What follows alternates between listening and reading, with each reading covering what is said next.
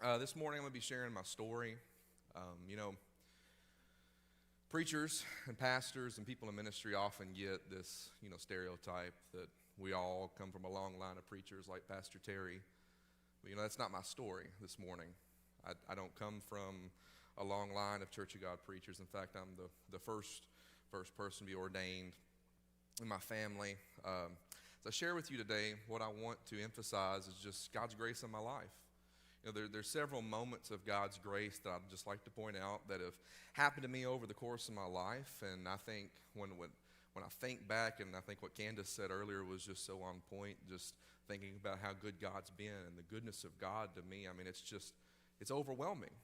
It's overwhelming when you truly sit down, and I had the opportunity to do that this week, to sit down and write out just the goodness of God to me, and how he cares for me and how he cares for all of us. But I really had that opportunity to think about how God cares and how God has showed his grace to me over and over again. In fact, before I was born, God showed his grace to me in a big way. My story, as I said, is not that I come from a long line of preachers. My story this morning is that my mother was in high school when she found out she was pregnant with me. In fact, she was a senior in high school, and she goes to the doctor, and the doctor is very reluctant, the fact that she has a high school student sitting in front of her. It wasn't quite as common as it is today in 97.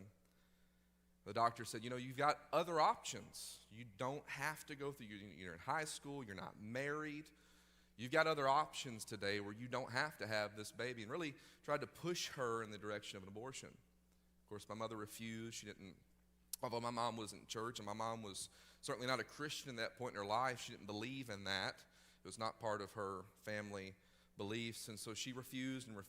And a couple appointments in, the doctor decided to do a heartbeat monitor test and was just, checking on me, and said, you know what, we don't have a heartbeat, so we're going to schedule you for the next appointment to, take care of this. Your baby we don't have your baby anymore. Your baby's passed away. My mother was, very distraught, very upset. She went and got her mother, my mamaw, who you'll hear about a couple times in the story. She got my mamaw, and the mamaw knew that this was not correct. My mother knew, within herself, that this didn't feel right. And what was actually happening there is that doctor had lied to her and was pushing her in the direction of abortion because she truly believed that was what was best for my mother's life and really what was best for my life. But then God's grace showed up. And my mother went back to that appointment and said, no, we want another heartbeat test right now. And of course, there I was thumping away. And as I think about that, I think about how God intervened in my life and showed his grace to me before I could even say a word, right? He was watching over me.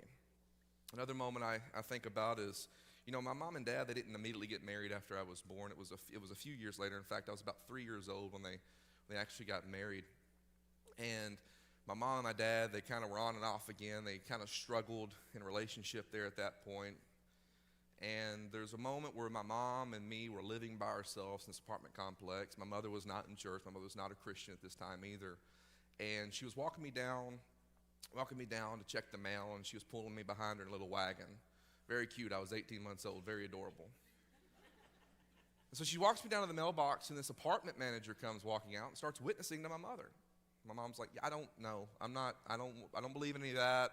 I don't believe in a spirit in the sky, is what she said. You can just leave me alone with that. And the apartment manager said, well, you might not believe in that, and you might not care, but that little boy sitting behind you in that wagon is going to follow you exactly in the footsteps you're taking. He is going to follow everything you're doing that you know is not right. He is going to follow in your footsteps. And she said, in fact, that little baby in that wagon behind you has a calling on his life, and the Lord is calling him into ministry. And what we ended up finding out was that was a pastor's wife, that apartment manager. She's a pastor's wife of a Church of God. And through that woman witnessing and trying to disciple my mother and trying to pull her into the grace of God, God used that to get my mom and my dad in church. They eventually got married in that church where that lady's husband pastored. They ended up getting married there, and these began some really good moments in my life. I mean, this is the church where I began to get a foundation of the Word of God, and I began to be discipled, and I had Sunday school and Wednesday nights and everything that comes along with church. This is where I began to grow to the point that at 6 years old, I received salvation in Jesus Christ. It's kind of a funny story. I was sitting folding clothes with my mamaw. I was probably watching cartoons or something, and she was folding clothes. And I was asking her questions about the Bible. What does this mean? Well, what does that mean? And I was 6, and I had all of these crazy questions, like all the questions that 6-year-olds ask about God. Then all of a sudden, I just had this overwhelming feeling fall over me, and I began to cry. And she was like, "What is wrong? Like, we're folding towels, right?" I said, "I'm going to go to hell." And she went, "Okay, well, let's talk about this." And she led me to the Lord, and I received salvation there at 6 years old. And when I think about that, I think about how God's grace led up to that moment, right? If that apartment manager hadn't have stepped out, right? If God hadn't have used her to step out and talk to my mother and to talk and let the Lord work through her to point me out, and God gave her that word there that I had a calling on my life, and all these moments led up to me being able to receive salvation. It's pretty amazing when I've stopped and thought about it. From then on, my parents were married. It was good. My sister was born. I was about 4 when my sister was born. I was 8. My brother was born. And right about then, my parents' marriage started to struggle. My brother was born about, I don't know the exact week he was born, but he was very early. He weighed 2 pounds when he was born. Put a lot of stress on my family. A lot of stress on my mom and dad, and they started to struggle right there, job, and then having that premature child and 2 kids at home, and all the pressures of life began to get in on them. And then the church, they would change pastors, and the pastor led the church in a different direction. My parents kind of fell in and out of church, and we jumped to a different churches trying to figure out somewhere to belong and somewhere to be. And during this time, I mean, they just really, there were a lot of internal struggles in the family, and by the time I became a freshman in high school, my parents divorced. They separated and then eventually divorced. My dad, during that separation, he struggled, and he eventually turned to drugs. It took him from me and my siblings for that time. My mom, during the separation, she ended up getting pregnant with my youngest brother. I've got a brother who is 11. She getting pregnant with my youngest brother. So, in the process of losing my dad out of our life at that time, me and my siblings, we also had to deal with this other guy coming into our life who's the father of my youngest brother, very different. My mother, she had a lot hit over, she went from being a stay-at-home mom to having to work. She went from being married to divorce. She went from having 3 kids to 4 kids to having 3 kids with one guy to 4 kids with 2 different guys. I mean, a lot of stuff hit her during this time. She had to deal with that other guy coming to her life. She had to deal with now working a job. I remember my mother working 2 jobs at the same time a lot of times. I remember her going to a shift in the afternoon and then taking a rest and then going right to a night shift. I mean, I remember all the struggles she dealt with, the depression, the people that looked down on her for the way that she was living, and a lot of this stuff began to put a lot of pressure on my mom, and then my dad being taken out of my life. And between all of that going on with my parents, I often felt alone a lot. I felt like sometimes I didn't have any parents at all. My mom was dealing with a lot. My dad was dealing with a lot. They both made a lot of mistakes. And there's a lot I could say right there about this period of my life. There's a whole lot I could say. In fact, there's a whole lot that I just don't even remember. There's a lot I'd forgotten about. When I began to sit down and write out some of these things, a lot of this stuff began to come back to me, and some of the stuff I don't even feel comfortable sharing this morning. And I could probably tell you some horror stories this morning, but I don't think that's the point of what I'm doing here today. I think the point of what I'm doing here is showing the grace of God carrying me through all this. Amen? Not about just the individual issues, but you could probably put some things together in your mind. Think about a single mom. Think about 4 kids. Think about very low income. Think about all the issues that drug addiction brings in the situation. Think about all those things together, and you could probably begin to figure out some of the things that were going on and some of the pressures and stresses we were dealing with. Me and my siblings, we were exposed to a lot that we probably shouldn't have been exposed to during this time. As I said, I felt like a lot of times I was very alone. I felt like a lot of times I didn't have any parents at all. A lot of the pressure kind of fell on me as being the oldest child. And then this other guy that comes into our life, my youngest brother's dad, he was very abusive. Maybe a mistake was he immediately moved into our household after the separation and after the pregnancy began. He immediately moved in with us. He's very abusive, very different. He was a drug addict. He didn't just didn't like the fact about church. He, in fact, hated God. threatened us, my mother, constantly. I remember him threatening all the time. I remember him acting on some of those threats. I remember him threatening to burn the house down if we did this or that, or him telling my mother, I'd burn the house down if you kick me out and I'll kill your kids while you sleep. Just awful things. I mean, someone who just was devoid of goodness in my eyes. There's never any peace in our home. Constant fighting, constant tension, constant chaos. We had the cops called to our house all the time. All the time. And, during these years with my dad being on drugs and my parents divorcing and all the issues at home, I really began to struggle right here. I mean, I was saved. I claimed to know Jesus, but I had a lot of things on the outside affect the way I was feeling and acting on the inside and acting on the outside. I dealt with a lot of anger during these years. Lots of anger, lots of frustration, hatred even. I dealt with depression. I doubted God. I doubted what he was doing. I doubted why he would be letting us go through the things we were going through. I hated the people who caused my home to not be safe. I struggled with sin during this time. I opened doors to lifestyles I shouldn't even have opened. I was suspended from the Christian school I was going to. I went to a school a lot like CCS, and I was suspended from that for doing things I shouldn't have been doing. I mean, and it's also probably obvious that during this time, neither one of my parents were really in church. They both dropped out of church during these years. My mom was pretty hurt by our church at the time of the separation and divorce. Once she confessed to the pastor what had happened, how she was pregnant with a child that wasn't her husband's, the pastor attempted. I mean, he did it in a way that he thought was right. I don't blame him, but he attempted some correction, and he was trying to, set some rules and things. And in the process of trying to correct my mother and try to do what he thought was right, he ended up hurting her really bad to where she didn't go back to church.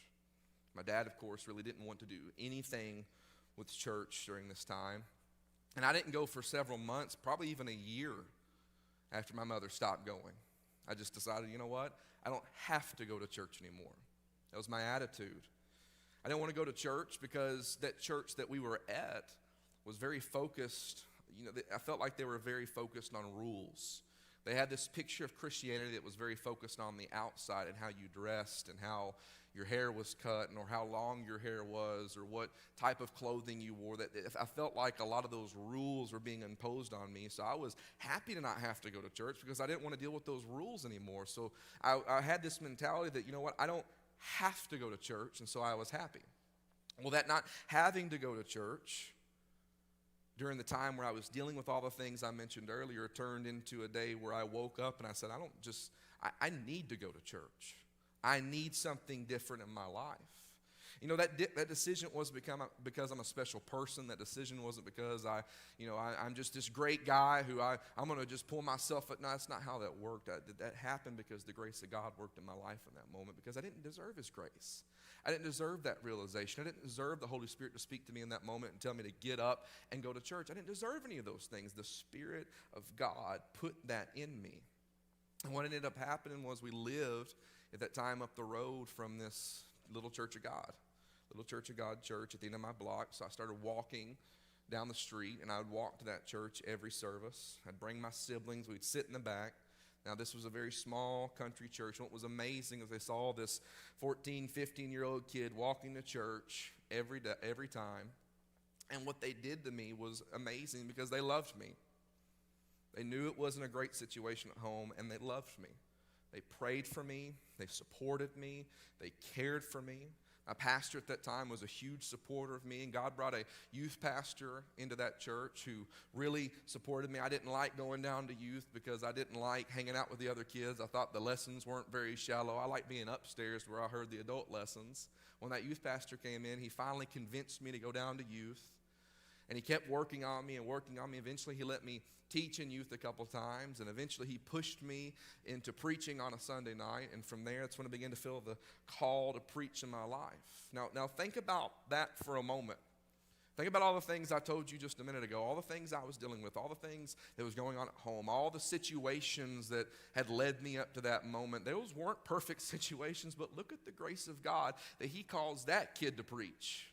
The kid that was suspended from the Christian school is the one he calls to preach. The kid that was dealing with all those things at home is the one he ends up calling and bringing close to him and removing him from those things. That's the one that God called.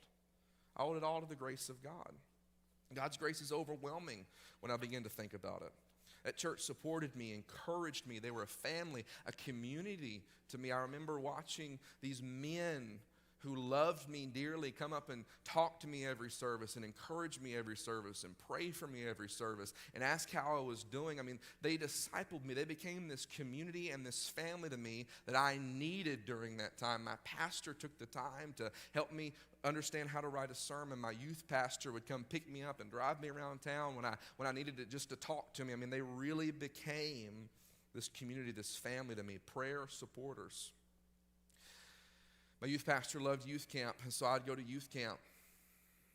And I'd hide away at youth camp for about 3 weeks.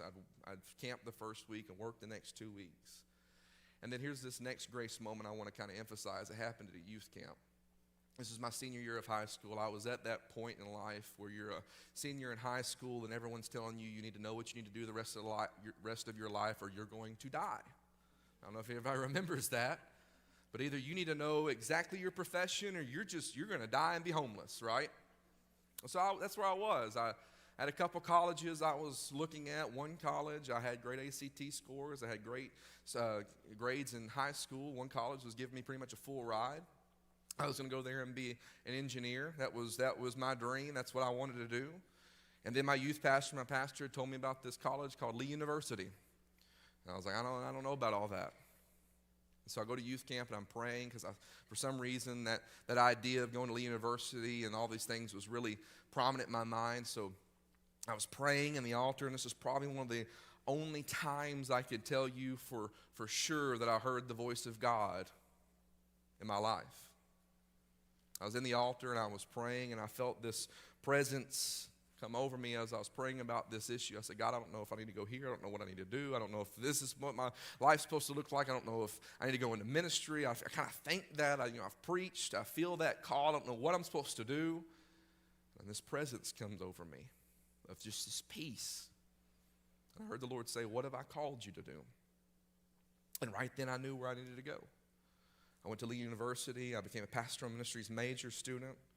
The university ended up bringing this beautiful lady into my life, my wife, who I love so much. See, I haven't cried the whole time, but I'll cry over her.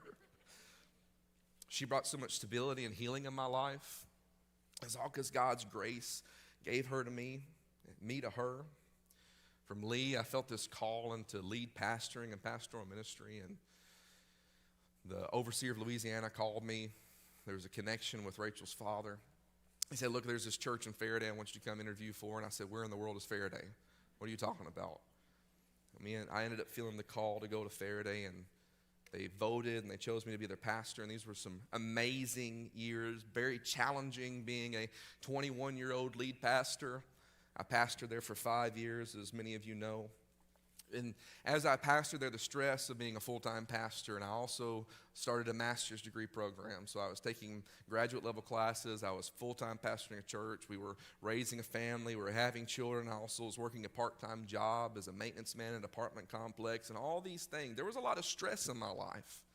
And as all that stress hit me, I began to not act in ways that I should have been acting.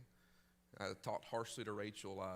I wasn't handling my stress very well, so I ended up getting into counseling, which helped me heal a whole lot. And here's how God's grace works again. So I get into counseling. I meet with this counselor. We meet for about 1.5 years, and we were just about the end of our sessions. And God brings him into my life for a very specific situation coming up. In November of 2023 or December of 2023, we found out our third child had this condition called anencephaly. And we found this out at about 18 weeks. And what we were told was we had only a couple options with this baby. We either induced, and she delivered the baby right now, or they also said we had the option of terminating the pregnancy. We didn't feel right about that. Anencephaly, it's this condition where his brain and his skull cap didn't form really at all. It's kind of like spina bifida, but instead of it affecting the base of the spine, it affects the top of the head. And they told us there was really no chance of survival. Even if we waited, he wouldn't survive birth. I mean, there were a lot of awful things he told us. And so that counselor, God brought that counselor into our life to help us start dealing with this as we moved forward with this pregnancy. God also brought a doctor into our life with our first child, Sophia, 3 years prior. He was a high-risk specialist in Baton Rouge. For some reason, that doctor loved us, and we loved that doctor, and we connected right up to him. And what we ended up finding out 3 years later, God had brought that doctor into our life because his specialty area was anencephaly. And so we go and we meet with him because we wanted to get his opinion because we loved him and respect him. And he says, look, guys, my specialty area is anencephaly. I've done original research in this. I've written my dissertation on these things. And so what we're going to do is he starts laying out this plan. And what he ended up doing, how the grace of God worked, is we went from having to terminate or induce and not being able to meet our baby at all to where that doctor was able to work it out to where we were able to spend an hour and 40 minutes with him. We got to hold him. We got to love on him. It's changed. God's been so good to us, and we don't deserve it. And that's raw for me because that happened in March. And what God also did was God used that situation to kind of open my eyes to some things that, the pace of life I was living, all the things I was doing. God opened my eyes to some things, and God began to speak to me and Rachel. And that process of those last several months since March ended up leading us here to Family Church. And as I come to a close and invite Pastor Terry back up here, I just want to say God's grace is amazing. I mean, it's amazing. He's better to us than what we deserve. And let me tell you this, your past, no matter how messy it might be, no matter how terrible it might be, no matter what your parents did, no matter what someone else did to you, no matter what your parents did, no matter how you may have messed up as a mother or a father or a grandparent or whatever, God can use that mess and make something wonderful for his glory.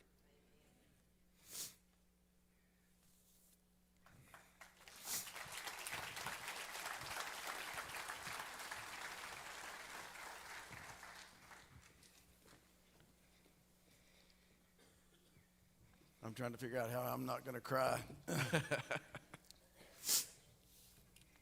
And obviously, as we stated at the beginning last week, that for whatever reason, I believe it's critically important that the people in this church understand that the people who stand up here and teach and start a men's Bible class Wednesday night are living real lives with real histories.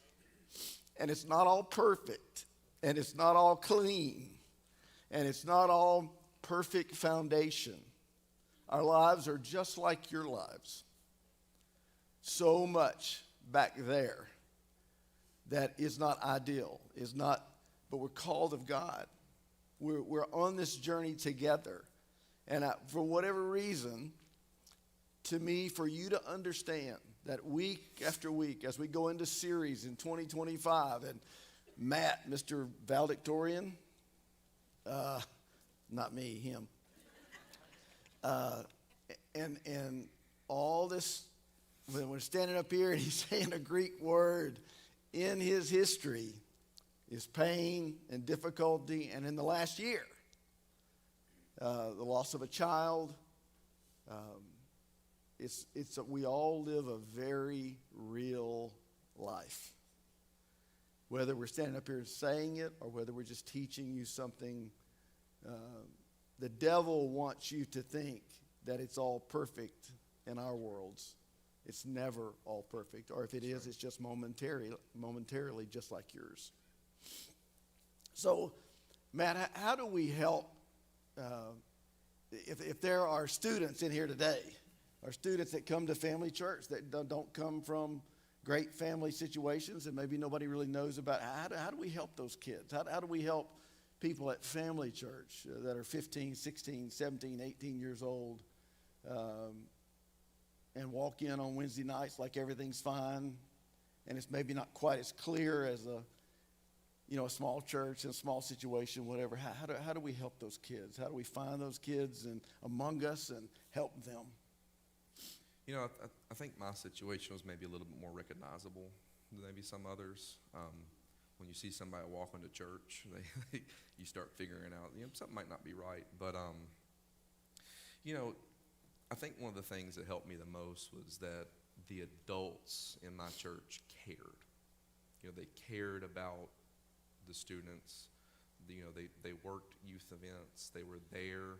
They supported me a lot. They checked in on me. And I think one of the best ways we can help those kids is to, care. Yeah.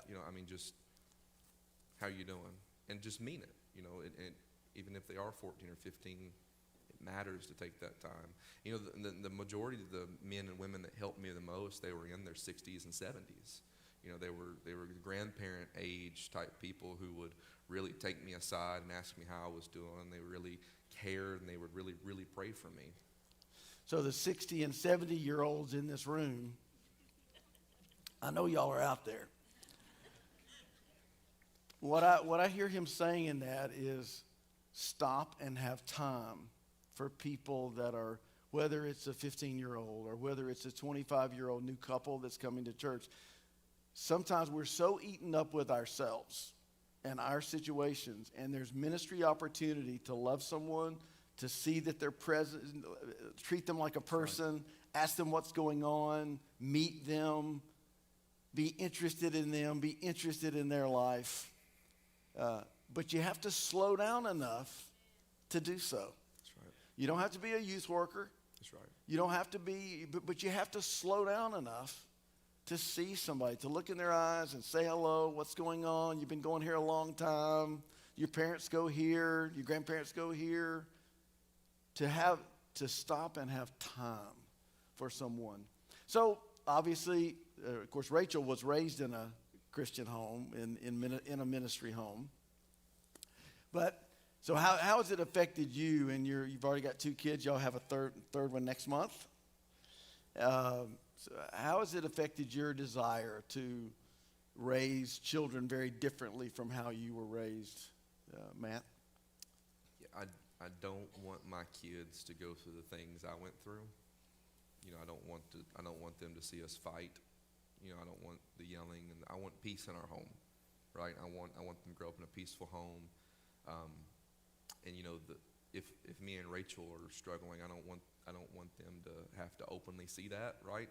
And they can know. We can be honest and open with our children and tell them the things, but they shouldn't see us all out fight, right?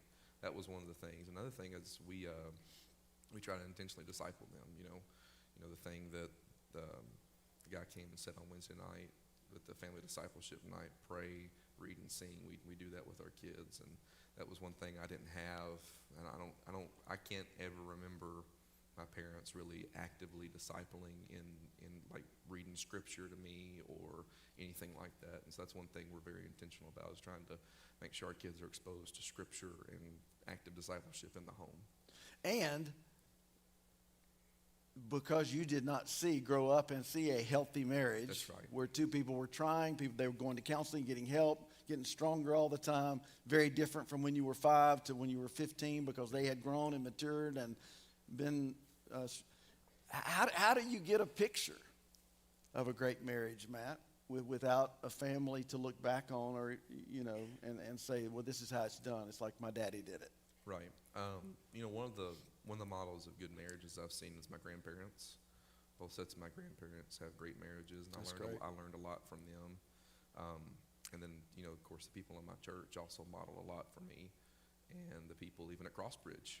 While we were trying to figure out as newlyweds and pastoring a church, we were also looking at the marriages in our church and being as kind of, we're so young, but some of the people in our church took us and like really loved and discipled us. Even though we were their pastor, they showed us some of those things too. Yeah. And as you build the small group ministry here, what I would say is, again, that's an incredible opportunity for people to see their marriage get stronger and to be honest. I've told this story several times, but years ago I was at a small group at Martin and Vanessa's house, and Renee and I had fought all the way out there. I can't remember what she had done, but I didn't learn that in counseling. I don't remember what I had done, but it got to prayer time and prayer requests, and I said, Renee and I are struggling. That's right. We're not getting along. And we were mad when we came out here tonight. And I think that's where you get somewhere when people are honest in their groups and they build relationship and there's accountability, and it's a bigger church, but you sign up and you pay the price. You go to a small group, you participate in a small group, you lead a small group, not because you're perfect, because we certainly have made it clear to people that there aren't any perfect among us that come from all perfect situations, but we can all lean into God and God can show His grace. And I just want to say that I feel blessed for us to have you guys at Family Church, and I'm looking forward to the months and years to come, and as that story continues to unfold, and lives are touched and people are changed here at Family Church. And I certainly think you guys have the calling on your life to make a difference here among us, and we're excited about that.